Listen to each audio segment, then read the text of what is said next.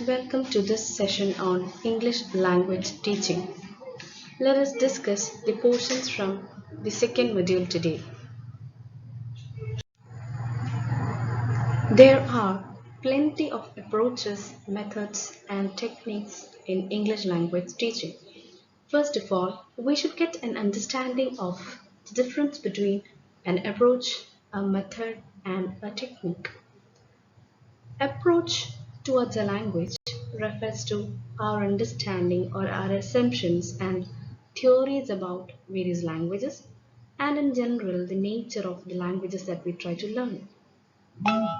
Method refers to the procedures or a proper plan that we adopt for presenting a language material. And technique is implementational. It refers to the various strategies that a trainer uses in a classroom.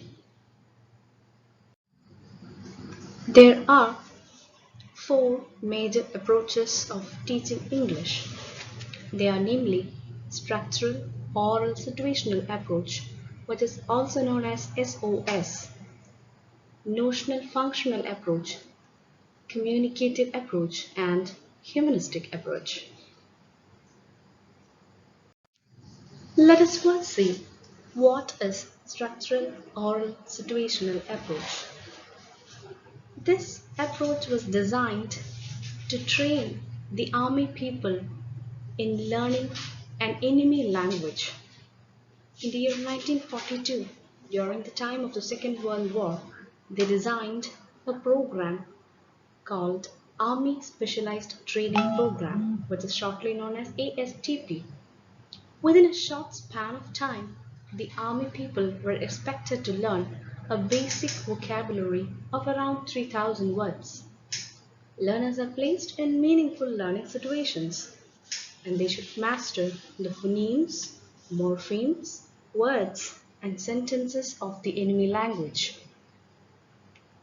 This type of learning ensures that the army people are equipped with the four skills of language, namely listening, speaking, reading, and writing.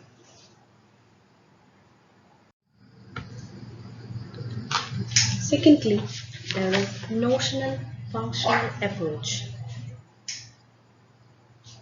This had its evolution in non-academic contexts.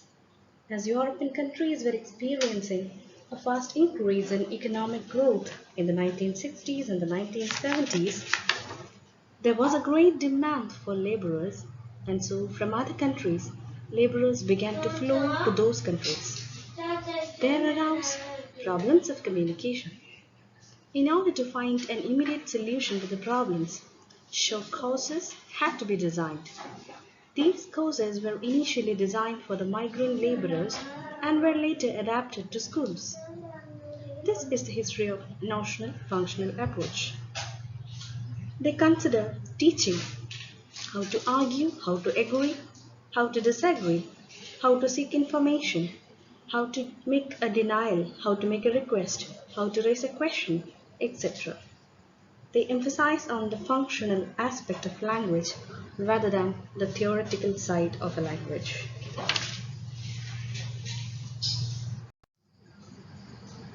Now, we will move on to the third approach, communicative approach.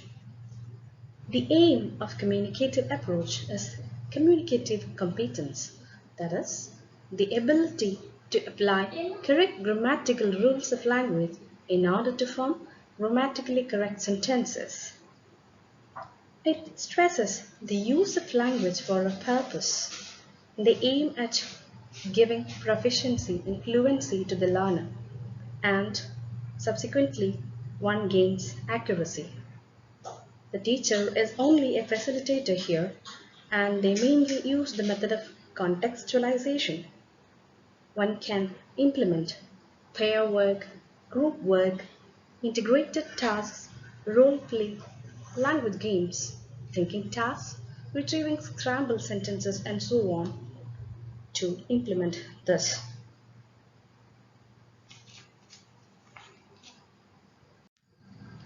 Of course, there are merits and demerits in communicative approach as well. The merits are the following. It is self-generating and it increases the confidence of the learner, and it reduces inhibition. People are free to speak here and they gain fluency and accuracy and increased cooperation in the acquisition of a language. The demerits include impractical in overcrowded classes. Average teachers cannot succeed in doing this method. The lack of initiative from the learner, and syllabus and texts are yet to be designed.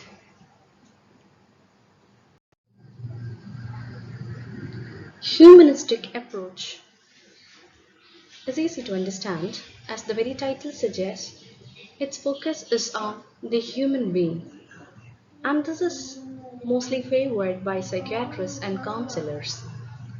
This way of learning a language develops human relationships, and it helps a person to learn a language by removing all negative feelings like fear, suspicion, hatred, etc. The following are the constituents of humanistic approach: suggestopedia, the silent way, total physical response or TPR, community language learning, and the natural approach. We will go into the details of these constituents in the next session. Thank you.